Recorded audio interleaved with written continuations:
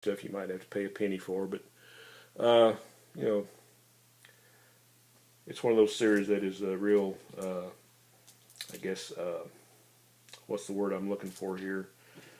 Kind of easy to complete. I have issue 14, another great Joe Kubert ape cover.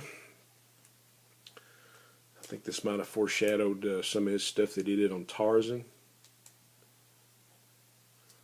And you see the page counts kind of went down. Some of them are 48, some of them are 52, kind of jumps back and forth. I don't really know the story behind that. I guess I'll have to do some more research. Number 15, the Murphy Anderson cover. Another one with a great black background. Really nice copy.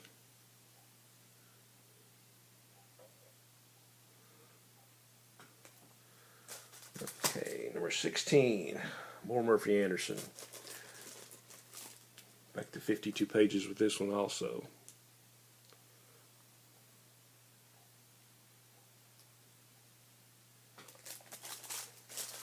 Okay, I always enjoyed this cover. This was kind of funny.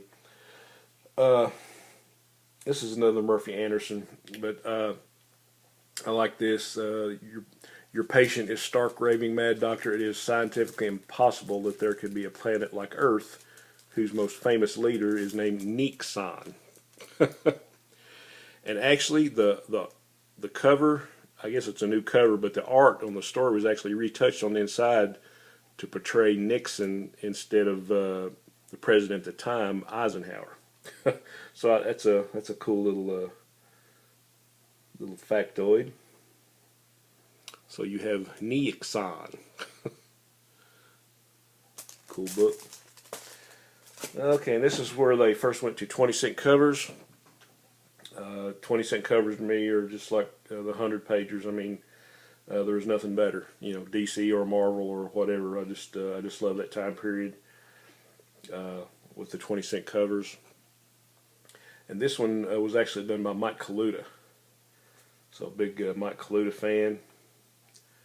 And I think from here on out, I think there's a lot of Star Rovers reprints.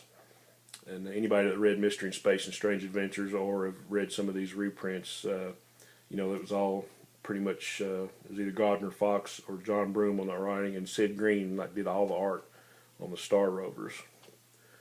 So here you have a great Mike Kaluta cover, number 18.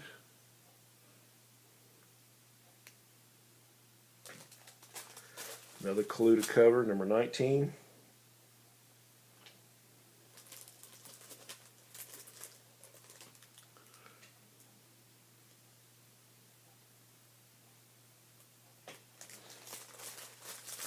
And I think we're getting into the Nick Cardy stuff.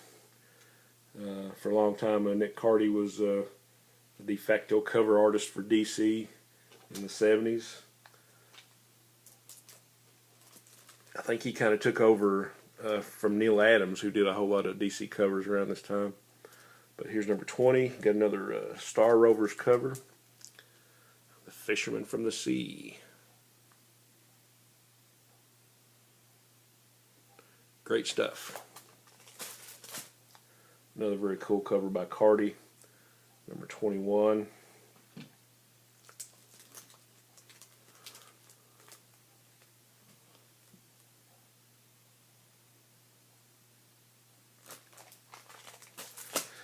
And here's one of the, maybe the only photo cover that was in this series at number 22. Fun factoid about this one. The photos here were taken by Jack Adler, who I mentioned earlier was a colorist and maybe a production assistant at DC at that time. But he had taken these photos, and I think they were actually maybe a block south of DC's offices. And I think this actually has one of the stories that are reprinted from Tales of the Unexpected. So, and another gorilla cover. Here we go. Number 23. Another Nick Cardy masterpiece. And this actually has a reprint of what was to be known as the first Space Museum story. There was like a father and son that would like go in this big space museum, and the father would tell a tale of something, about an artifact in the space museum, about aliens and stuff from outer space, and it was like Howard and Tommy Parker were the father and son.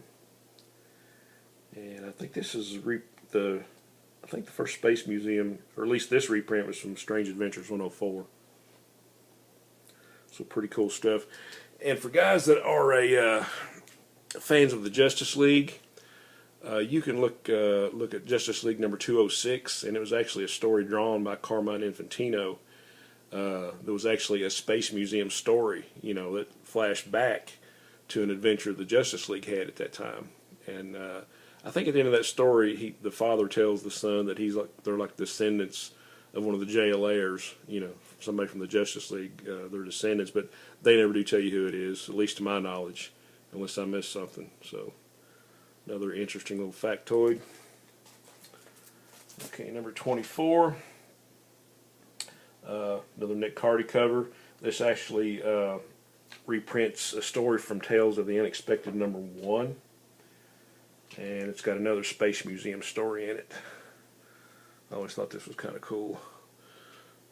Wow, not even I believe a monster like this could ever exist. Like I say, guys, nothing better than 20 center. A lot of these got the black background, which I love. A really cool little series. Just can't say enough about it. And then the last issue, number 25, got another Space Museum story and another Nick Carty cover.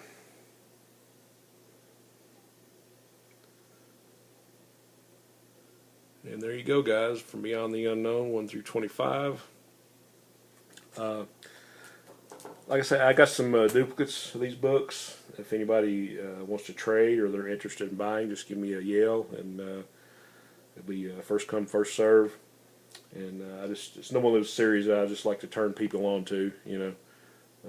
It's really cool, Silver Age, sci-fi stuff. Nothing that takes itself too seriously. But that's the fun of comics. Really doesn't have to take it too seriously. But anyway, hope you guys have enjoyed this. Probably the last video I'll be putting up until after Christmas.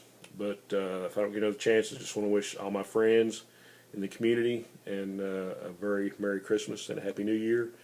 Hope you guys are having a great week, and enjoy your family and your friends. And I will see you soon.